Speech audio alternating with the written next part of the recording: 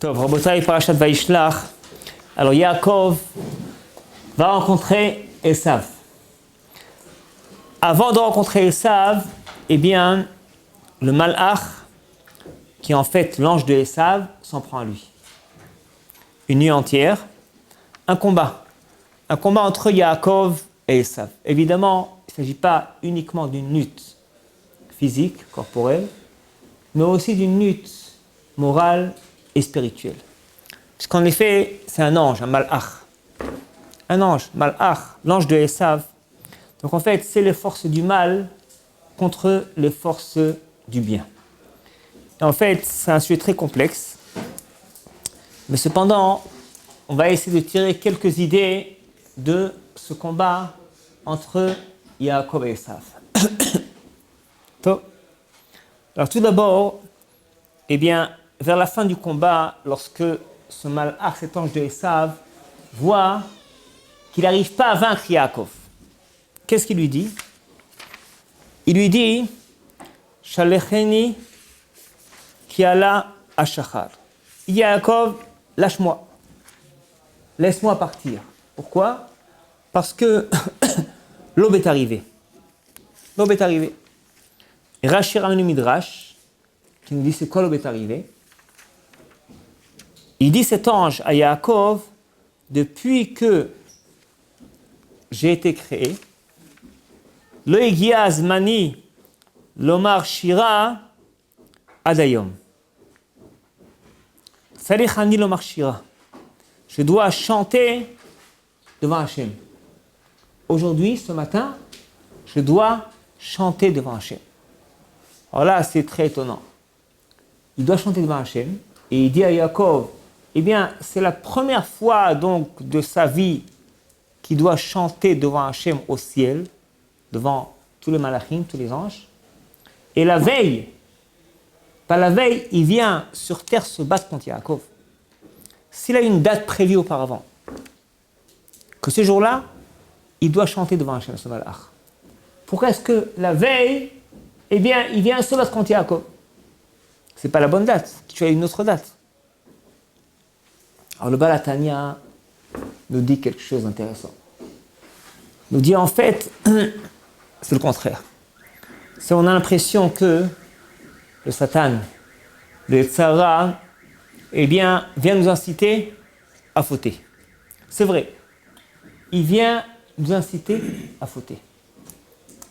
Mais en fait, il faut bien comprendre que ce Malach, cet ange, même l'ange de la mort, l'ange des forces du mal, il est envoyé par Hachem. Il est envoyé par Hachem. Ce n'est pas une force à part. Il ne va pas se battre contre Hachem. C'est Hachem qui l'a envoyé. Entre parenthèses, le Midrash dit que lorsque l'ange de la mort a été créé, il s'est plaint devant Hachem. Il a dit à Hachem, eh bien, que les gens vont le maudire toujours. Ils vont, n'est-ce pas, le maudire, le mépriser. Hachem lui a dit, t'inquiète pas. Je te garantis qu'ils vont t'oublier. Quand quelqu'un est décédé, c'est la maladie, c'est l'accident, c'est l'âge, on oublie l'ange de la mort. On va oublier le Malach HaMavet. Mais en fait, eh bien, ces forces du mal, ce Satan, ce Yetzara, il est envoyé par Hachem. Il vient faire son devoir. Lorsqu'il vient nous faire trébucher, faire déraper pour une faute, en fait, il vient nous inciter à fauter.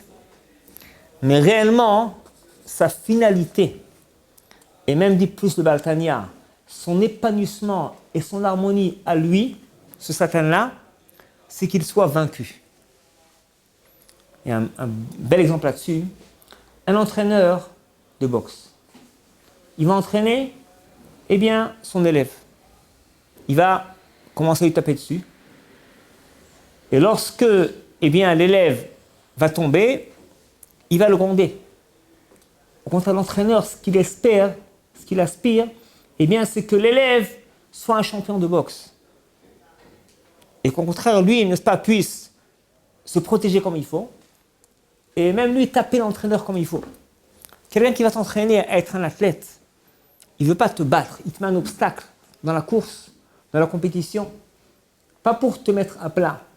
Parce qu'au contraire, il veut t'éduquer à ce que tu puisses surmonter l'obstacle en question. Tu prends l'haltérophilie, prends 50 kilos. Quand tu es habitué, tu prends 51. Tu es habitué, 52. Donc en fait, le but, c'est pas lever un poids léger qui soit facile pour toi. Au contraire, le but, c'est de mettre la barre toujours plus haut, plus élevée, pour améliorer ton rendement, être un vrai champion. C'est exactement ce que fait avec nous le Satan, le Yetzer Hara. Il vient nous inciter à fauter. Lorsque tu l'as battu, tu t'es maîtrisé, il revient demain avec une force plus grande. Quand dit la Gemara, Yitzro shel Adam, mitchadesh bekol yom, mitgaber bekol yom. Il y a un nouveau Yetzer Hara et il y a une plus grande force du Yetzer Hara. Pourquoi une plus grande force? Parce que la force d'hier, si tu l'as vaincu, donc tu as levé 50 kilos. Demain, on va te mettre 51 kilos. Demain, le Yetzer Hara sera plus grand. Pourquoi? Pas pour te faire tomber, pour t'éduquer à être un athlète, à être un plus grand champion. Et précisément, dit le Baal HaTanya, lorsque tu l'as vaincu, ce Satan, il est en harmonie. Il est en harmonie si bien que c'est comme si tu l'as créé et tu as créé un malach nouveau, un ange nouveau. C'est ce que dit ce malach, cet ange de Esav à Yaakov. Et il faut bien comprendre que cet ange-là, ce n'est pas n'importe qui. Parce que c'est l'ange, le malach, qui va représenter l'empire de Esav qu'il y avait dans le monde, dans sa totalité. Donc c'est un réel champion qui vient se battre contre Yaakov. Lorsque Yaakov l'a vaincu, Igiazmani lo marshira. Parce que tu m'as vaincu, aujourd'hui, j'ai le privilège de chanter devant Hachem. Parce que j'ai été vaincu par Yaakov. Donc au contraire, c'est pas qu'il avait cette date prévue à l'avance. C'est parce que Yaakov l'a battu, l'a vaincu. C'est grâce à cela, qu'il est devenu maintenant un malach, un ange qui a le privilège de chanter devant Hachem parce qu'il a été battu par Yaakov. Au même ordre d'idée, explique le Baal HaTanya. On l'a dit plusieurs fois déjà. C'est que bien souvent, vous savez, quand on fait la mitzvah, et dit le Zohar HaKadosh, surtout l'étude de la Torah et la Tfila, c'est là où le Satan vient nous empêcher, vient nous amener des mauvaises pensées. C'est surtout ça arrive dans le Shema et dans la Mida, ou dans l'étude de la Torah. Pourquoi? C'est vrai, tout le monde est d'accord. Ça arrive surtout, Shema et la Mida, c'est là où on a les mauvaises pensées. N'importe quoi, n'est-ce pas? Ou pensées mauvaises, ou alors l'esprit dispersé. Pourquoi? Et là aussi, dit le Baal HaTanya, il ne faut pas être dérangé, déprimé. Au contraire. Il dit, entre guillemets, c'est un bon signe. C'est un bon signe que tu es maintenant en élévation spirituelle. Tu es en ascension, en progression. C'est comme, trouver une genre d'allégorie ici en Israël. La vie, c'est comme du cyclisme. Quand c'est facile, tu es en descente. Quand c'est difficile, tu es en montée. Donc, c'est ce que dit le Baal HaTanya, c'est que parce que tu es en élévation spirituelle, alors très souvent, on fait tchouva. Mais la tchouva, notre tchouva, elle est limitée. Pourquoi? Parce qu'on a fait la tchouva sur le maasé, sur l'action. Et on a oublié qu'il fallait aussi faire tchouva sur les pensées. Ou alors, on a fait tchouva, mais bon, on ne pense pas que c'est trop grave. Et donc, il manque une tchouva par rapport au domaine de la pensée. Il y a 3 domaines dans la Torah, marshava, dibur ou maasé. La pensée, la parole et l'action. Alors, dans la vie quotidienne, on donne beaucoup d'importance à l'action, ainsi qu'à la parole. La pensée, on pense que c'est pas concret, c'est pas réel, on la voit pas. Dans la Torah, c'est très important la pensée. Très important. C'est le siège de la Shrina. Hachem, il va siéger dans ton cœur, dans ton esprit. Les pensées, c'est hyper important. Ton cœur, il est Kodesh Kodashim. L'homme est comparé à un Beth Amikdash. Chaque partie de son corps correspond un endroit, un lieu de Beit HaMikdash. Le cœur, c'est par rapport au Kodesh Kodashim, et l'esprit, le cerveau, c'est par rapport au Kodesh. Et donc, il y a aussi une tchouva à faire au niveau de la pensée. Lorsque notre tchouva est partielle, on l'a fait pas 100%, il manque plus que la tchouva par rapport à la pensée. C'est pourquoi, parce que tu es en progression, en ascension pendant la tfila, le Shema et l'Amida, et là, eh bien, en fait, la notion de tchouva, la mitzvah de tchouva, elle vient te courir derrière pour que tu puisses, eh bien, perfectionner ta tchouva. Et donc, ces pensées mauvaises qui leur manquent le tikkun, elles viennent pendant la tfila comme te supplier de leur faire un tikkun qui te manque. Tu as fait tchouva sur l'action, pas sur la pensée. Et le meilleur moment, c'est quand tu es en progression pendant l'étude de la Torah, pendant la tfila. Et c'est comme ces pensées, elles te supplient un tikkun, je vais être réparé aussi. Comment on fait le tikkun? Dit le Baal Shem Tov, c'est très simple. On ne va pas chercher midi à 14h. Lorsque tu vas faire un effort de maîtrise de la pensée, de ne pas penser à ces pensées, mais au contraire de braquer ta concentration sur ton texte de Torah, sur ton texte de Tfila, c'est là où tu vas donner un nouveau siège à la pensée, qui va être non pas pensée mauvaise, mais Torah et Tfila, et là tu vas réaliser le tikkun extraordinaire qui manquait à ta tchouva. C'est pourquoi dit Baal au contraire, c'est un bon signe que tu es en progression spirituelle. Tanya, chapitre 28. Tu viens de le voir. Il dit au contraire, c'est un bon signe que tu es en train d'avancer et Hachem veut t'aider, te faciliter la tâche. Et c'est l'idée qu'il dit aussi, c'est que lorsque le Satan vient t'inciter à faire une avéra, son harmonie, c'est que tu le maîtrises. Des fois, c'est bien, ça aide beaucoup d'y penser. Quand on est incité, quand on est tenté par une faute, par un instinct, par un désir, par une envie, et bien de penser qu'en fait, cet instinct, ce désir qui te pousse, etc., eh bien, sa finalité, son harmonie, c'est que tu le vainques, que tu le maîtrises. Et c'est là au contraire que tu vas créer un malach, un ange, on ne sait pas ce que c'est un malach. Mais bon, sache que tu vas pouvoir déclencher un chant extraordinaire devant Hachem. Là aussi, sans chercher midi à 14h, quand on arrive à se maîtriser, eh bien nous-mêmes on peut chanter devant Hachem. Nous, on peut chanter devant Hachem.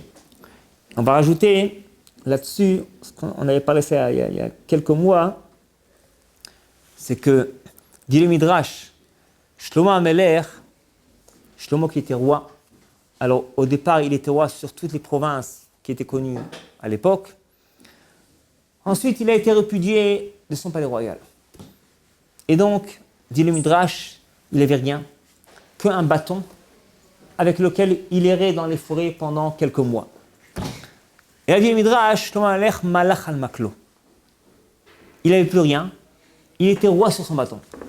D'après le Pshat, c'est-à-dire qu'il n'avait rien que à part Makel et Doudim, un bâton avec lequel il avançait. Mais les commentateurs disent autre chose. C'est quoi Malach al-Maklo? C'est quoi être roi sur son bâton? Ça veut dire que Shlomo HaMelech ne dépendait pas du palais royal. Un homme normal, alors lorsqu'il a évidemment des serviteurs autour de lui, qui sont en train, n'est-ce pas, eh bien, de l'honorer, de le respecter, d'être à son service, alors il est content, il est heureux, c'est là où il est le roi. Mais lorsqu'il est errant dans une forêt, il n'a plus rien du tout, eh bien, il va être déboussolé. Il perd les pédales. Il perd le contrôle de soi-même. Il n'est plus maître de ce qu'il fait, de ce qu'il dit. Et donc, dit le Midrash, il n'est plus Melech, il n'est plus roi. La grandeur de Shlomo HaMelech, c'est qu'il était roi dans son essence. C'était comme une vertu intrinsèque qu'il avait. Même lorsqu'il a été répudié de son palais royal, il n'avait qu'un bâton, Malach al-Maklo. Il est resté roi. C'est-à-dire qu'il était encore maître de ses pensées, de ses visions, de ses paroles. Tout ce qu'il faisait était pesé, était mesuré, était avec une maîtrise totale de A à Z. Et c'est pourquoi, en fait, il méritait réellement la royauté, parce qu'il était maître, il était roi dans toutes les situations. Même quand il a tout perdu, son trône, sa place, sa carrière, il reste roi. Il reste maître de lui-même. Et ça aussi, il faut y penser, c'est que lorsque des fois, on est tenté par une faute, par un désir, vous savez, des fois, ça peut être une avéra, des fois, c'est même pas une avéra, c'est pas interdit. Mais on sait que c'est pas, on a mauvaise conscience, c'est pas très joli de faire ça, c'est pas très bien, par rapport à la morale, par rapport à la conscience. Bon, il y a beaucoup de paramètres qui interviennent dans la vie de quelqu'un. C'est pas interdit par la Torah, mais c'est pas une conduite qui est adéquate. Comme on connaît bien les formes de politesse. Alors des fois, c'est plus que la politesse. C'est pas une conduite qui est droite, qui est noble, d'un homme, eh bien, qui a une certaine dignité. Et là, en effet, c'est ce qu'on peut se rappeler. Eh bien, que lorsque le Yetzer, ce malheur, cet ange-là, vient t'inciter à déraper, à faire n'importe quoi, n'importe comment, rappelle-toi, eh bien, que lorsqu'en effet, tu es en train de perdre les pédales, tu es comme, eh bien, cet homme-là qui va errer dans la forêt, tu n'as plus ta carrière, ta place, tes honneurs, eh bien, Shlomo Amelech Malach al-Maklo. Lorsque tu vas rester costaud, quand tu vas rester, n'est-ce pas, stable, tu vas te maîtriser.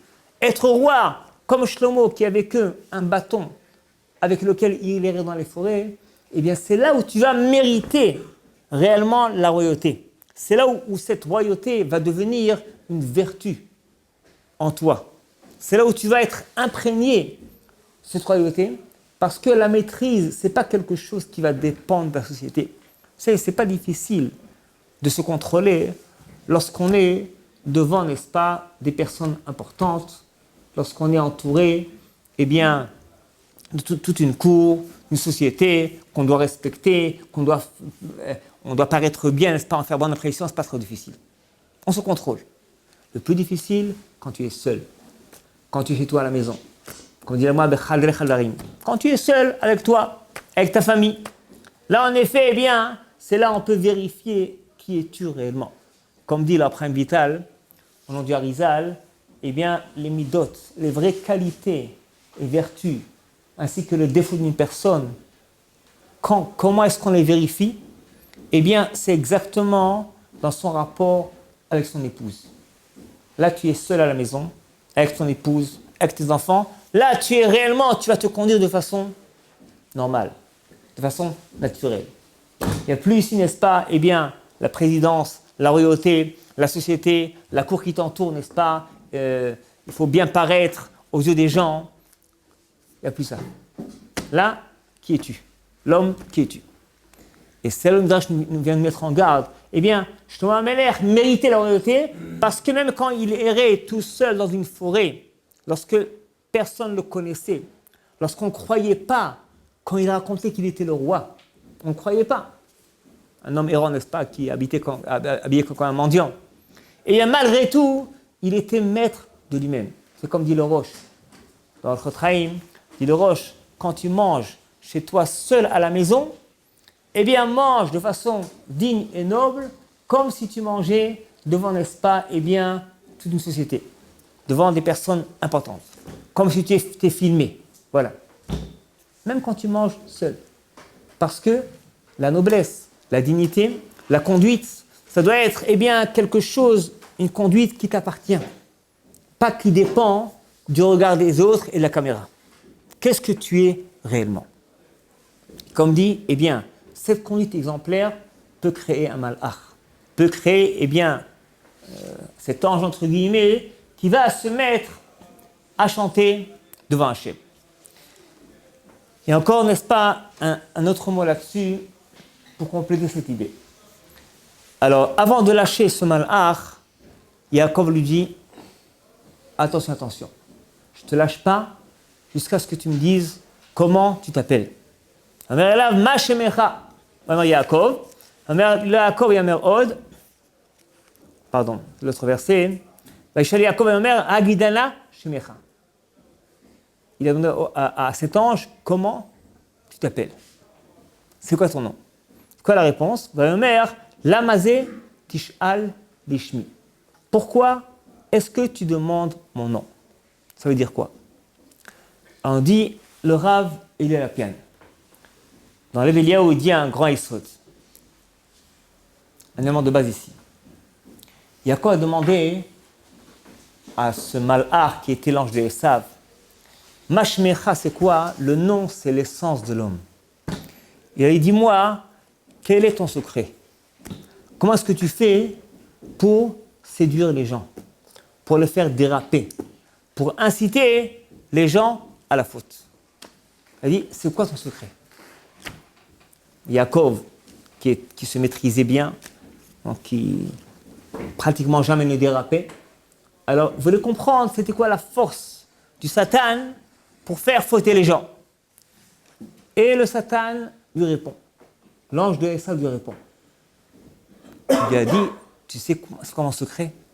Mon secret, je dis aux gens, Lamazé tish'al lishmi. Je dis aux gens, ne pose pas de questions. Ne t'intéresse pas à ta réelle identité. Lamazé tish'al lishmi. J'incite les gens à ne pas s'intéresser, lishmi, à leur réelle identité à eux-mêmes. Qu'un homme se dise constamment, je m'en fiche de ce que je suis. Je fais ce que je veux, j'ai envie de ça, je le fais. Quelle est ma réelle identité? Ça ne m'intéresse pas. Lamazé tish'al lishmi. Encore une fois, le nom, c'est l'essence. C'est la profondeur intérieure de l'âme. Lorsqu'une personne va s'intéresser à ce qu'il est réellement, alors on peut amener ici les notions, n'est-ce pas, de neshama d'âme, nefesh, ruach neshama, qu'un corps est habité d'une âme. Et si on se rend compte de nos jours de plus en plus avec le progrès de la science, eh bien que le corps humain, c'est une complexité infinie. On a fait des milliards de cellules, des laboratoires. Dans chaque organe, c'est un laboratoire. On connaît des milliers de fonctions à chaque organe. En effet, c'est un laboratoire infini. Alors si une telle complexité pour un corps, pour l'âme, la neshama, c'est pas moins, même plus. Et donc, il conviendrait de s'intéresser à sa neshama, même sans aller loin, à sa façon de conduire, de réagir. Comment est-ce qu'une personne agit? Comment est-ce qu'une personne réagit? C'est-à-dire que la conduite spontanée, instinctive d'une personne est dangereuse. Si une personne se laisse aller, se laisse cavaler, se laisse réagir spontanément par l'instinct, par le désir, par la colère, il peut faire des graves erreurs. Sans se poser la question, c'est ce qui nous arrive. Alors, pour éviter cela, il faut se poser des questions. Qui je suis? Homme, qui es-tu? Mais Aïn Bata, d'où tu viens? L'Altaolaire, où tu vas? Quel est ton devoir? Qu'est-ce que tu fais tous les jours? Pourquoi est-ce que tu vis? Pourquoi est-ce que tu respires? Quelle est la finalité de l'homme, de la vie? C'est ça, l'ishol lishmi, lamazé tishal lishmi. Et donc, dit le Satan et Yaakov, j'empêche les hommes de se poser des questions. Il faut agir rapidement. Il faut réagir. Il faut parler. Il faut travailler. Il faut courir. Voilà. La course, le stress, sans poser de questions. J'amène souvent l'exemple d'un homme qui arrive à la gare, il voit son train en train de démarrer. Alors, il prend son cartable sur son bras, il se met à cavaler, et il arrive à rentrer miraculeusement dans la dernière porte du dernier wagon. Bon, de nos jours, c'est pas possible, les portes sont déjà scellées à l'avance, mais il y a 50 ans, on pouvait encore le faire. Donc, il s'installe essoufflé, et après 2 minutes, il se rend compte qu'il s'est trompé. Il a pris le train en direction opposée. Et il est coincé pendant quelques heures. Alors des fois, ça peut nous arriver aussi. C'est que dans la vie, on court constamment. Et on ne se rend pas compte qu'en fait, on a pris la direction opposée. On doit s'arrêter de temps en temps et faire un temps mort. Poser des questions. Est-ce qu'on est dans la bonne direction? C'est ce que le Satan empêche. Lamazé tish'al lishmi. Pose-toi des questions sur n'importe quoi, sur la vie, et surtout pas sur l'homme. Lishmi, l'homme, c'est le nom de l'homme, son essence, son identité réelle. Et la Torah nous dit, attention, il faut s'arrêter. Alors quand on s'arrête? Quand on s'arrête à Rabotai? On s'arrête d'abord une fois par an. Rosh Hashanah et Kippour. Tu fais un bilan sur l'année entière. Tu fais un bilan sur l'année. Est-ce que ton année passée était bonne? Qu'est-ce qu'il faut améliorer? Pourquoi est-ce que ça a marché? pourquoi est-ce que ça n'a pas marché, etc. Quelqu'un qui a passé un examen, ça n'a pas marché, il vérifie pourquoi. Quand il a fait une affaire, ça n'a pas réussi, ok, il réunit pas le conseil du personnel, il réunit ceux qui ne travaillent pas dans son usine, dans sa société, pour voir qu'est-ce qui ne va pas et comment améliorer. On le fait aussi chaque année à Rosh Hashanah et Kippour. Ça, c'est un bilan annuel pour faire tchouva sur l'année passée et faire un programme d'amélioration pour l'année à venir. On a parlé aussi chaque Rosh Chodesh Rabotai. C'est que la veille de Rosh Chodesh, Yom Tchouva. Fais tchouva sur le mois qui est passé. Et Rosh Chodesh, par aussi, fait un nouveau programme. Chadesh Aleinu. On vient renouveler l'homme. Un nouveau mois, un nouveau programme. On va prendre une nouvelle orientation. En effet, c'est écrit que Rosh Chodesh, il y a un surplus, n'est-ce pas, Nefesh Yetera, qui donne un surplus de volonté, de motivation à l'homme, de recommencer à zéro, de prendre une nouvelle orientation. En fait, c'est comme Rosh Hashanah, mais en minorité. Pas sur l'année, mais sur le mois. On a plus ou moins pareil Shabbat. Shabbat aussi. Alors, certains font aussi un bilan de la semaine vendredi. Et Shabbat, on a de plus, c'est qu'on est déconnecté de tout ce qui est médias, matériel, téléphone, etc. pour se recueillir avec soi-même, avec sa famille, avec son lachadodi, avec sa tfila. Là, on peut réellement retrouver sa réelle identité. Alors, en effet, on a dit plusieurs fois que des fois, les gens qui sont loin de la Torah et qui se rapprochent, ils se disent quoi, Shabbat, tout est interdit, on ne peut pas bouger. Et en fait, c'est le contraire. Parce que tout ce qui est interdit le Shabbat, c'est pour te permettre à retrouver ton harmonie, à retrouver ton identité. Parce que quand un homme a l'esprit dispersé par n'importe quel petit gadget, surtout n'est-ce pas un téléphone ou des médias ou une radio, etc., une vidéo, son esprit va être dispersé. J'ai dit plusieurs fois, le Gaon de Vilna, il étudiait dans une salle qui était vide. Il y avait une table, une chaise, une bougie et un livre. C'est tout. Pourquoi ? Parce que chaque objet, chaque détail qui est dans la pièce, ça va le déconcentrer, à disperser son esprit.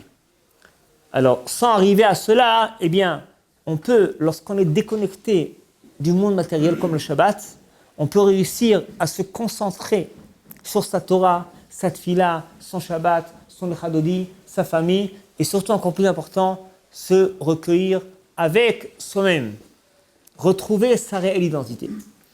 Ensuite, on a Rabotai comme temps mort, matin, midi et soir. Shachrit, mincha arvit. Là aussi, tu vérifies, est-ce que tu prends la bonne direction ? Et tu peux chaque fois réaliser un renouvellement de ce que tu es. Et on a encore plus, Rabotai, 100 fois par jour, 100 brachot par jour. Là, on dit, Baruch Ata Hashem. On arrête tout, quelques secondes, 5 secondes, 10 secondes, 20 secondes, dire une bracha Hashem. Prendre conscience que le monde a été créé par Hashem. Et là, encore une fois, on va retrouver sa réelle identité. C'est ce qu'a dit, Rabbi Lapian sur ce verset, c'est là le secret du Satan. Comment est-ce qu'il incite l'homme à la faute ? Lamazé, tish alishmi. Pose pas de questions, surtout pas sur ton identité, mais constamment se mettre à agir, à parler, à courir sans réfléchir. Au contraire, lorsqu'on s'arrête, on marque un temps mort dans la vie. C'est là où on peut, réellement prendre la bonne direction. Vous avez pas la bonne direction. Des fois, même quand on est dans la bonne direction, comme dit le Rambam Mesat Yesharim, l'action qu'on fait, on peut l'améliorer. On peut vérifier est-ce qu'elle est nickel ou pas. Est-ce qu'elle est parfaite ou encore imparfaite. On peut, n'est-ce pas, l'améliorer aussi. Et là aussi, ça dépend de quelle façon on va s'identifier avec ce qu'on fait. Des fois, on fait l'action, la mitzvah, de façon sèche, de façon indifférente. Lorsque tu vas, t'identifier avec la mitzvah, parce que encore une fois, c'est ce qui est dans cette phrase-là, la mazetish al-dishmi, c'est que quand tu ne poses pas de questions sur toi-même, tu ne t'intéresses pas trop à ce que tu fais. Tu agis vite et c'est tout.